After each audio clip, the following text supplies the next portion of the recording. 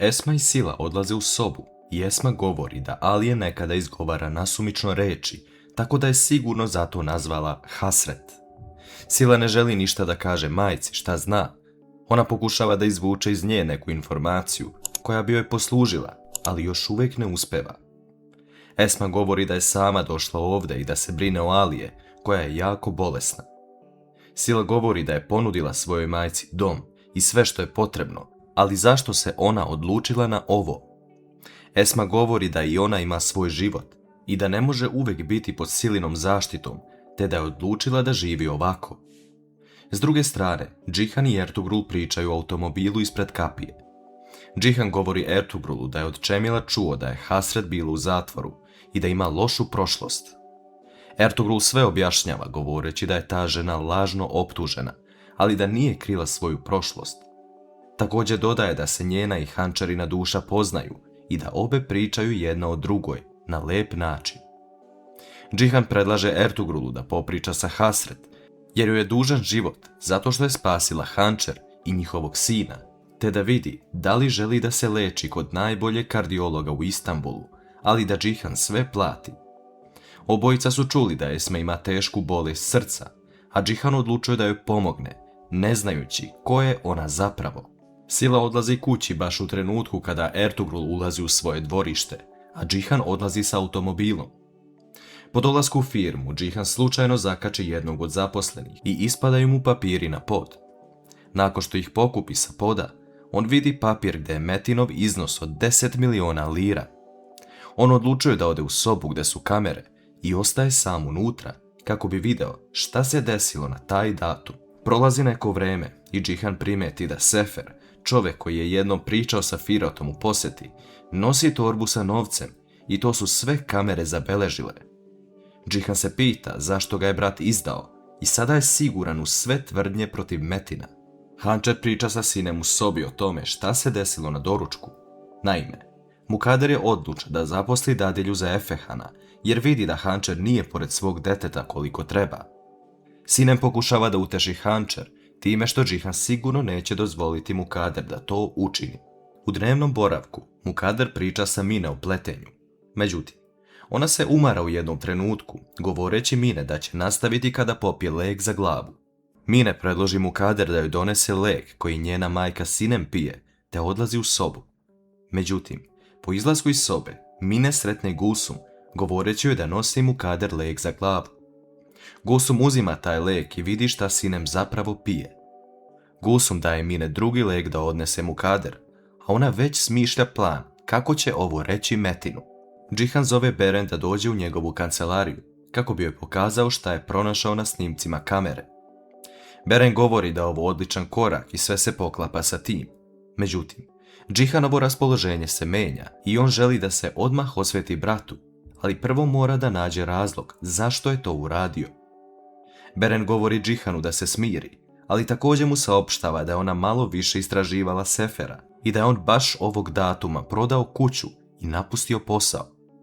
On je sve smislio kako bi pobegao iz Istanbula, ali još uvijek nije sigurna da li je napustio grad.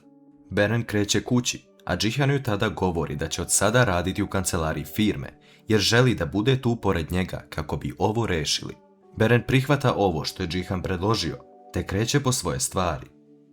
Beren slučajno sretne Engina na hodniku, koji joj govori da će se izgleda češće viđati, a ona govori da se to sigurno neće svidjeti Sili, te da joj prenese pozdrave.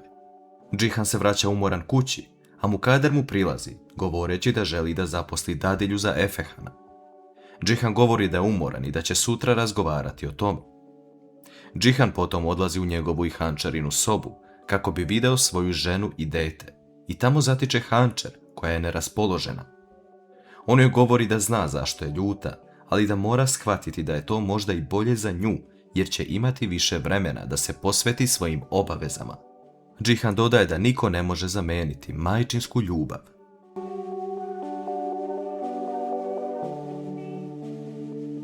Gulsum dolazi u Hančarinu kuću, ali Derya vidi da ona nešto krije. Gulsum govori Deri da ovo ne sme nikome reći, a to je da Sinem koristi tablete protiv trudnoće. Derya daje nekoliko savjeta Gulsum šta treba da uradi, jer će ova vest biti kao eksplozija u vili. Ona predlaže Gulsum da ne govori odmah sve Mukader, već da čuva neke stvari od nje, kako bi je imala u šaci. Derya traži novac od Gulsum za ove savjete, što joj Gulsum i da. Engin dolazi kući i prenosi Sili pozdrave od Beren. Sila pita Engina da li uradio popis imovine, a Engin joj govori da se ta vila izgradila posle Turguta i da to, kao i firma, pripadaju Metinu i Džihanu. Sila govori da Engin mora stati na njenu stranu, ali također misli da se on prodao drugoj strani. Engin ljutito ustaje govoreći Sili da to više nikada ne govori, jer mu je Džihan bio kao brat i odrekao ga se zbog nje. Engin odlazi u svoju sobu, a Sila kreće za njim, govoreći mu da ako ne želi da radi za nju kao klijenta, neka joj kaže jer će ona pronaći drugog advokata. Šta će Engin uraditi?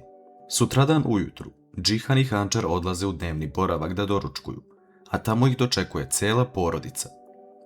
Džihan govori pred svima da su malo razmislili i došli do odluke da će prihvatiti dadilju za Efehana.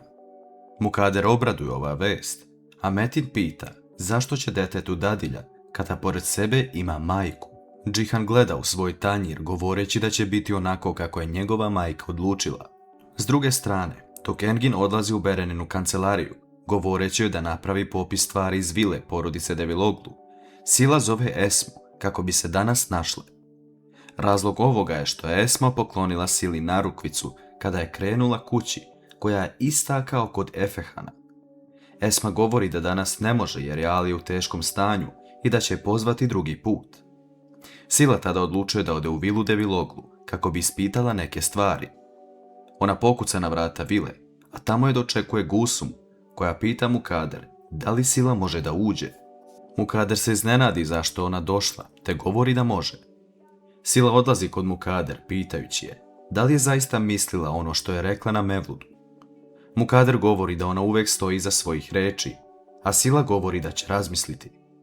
U međuvremenu, Hančar zove Esmu na telefon, pitajući je da li danas može da prošeta sa njom i Efehanom pored plaže.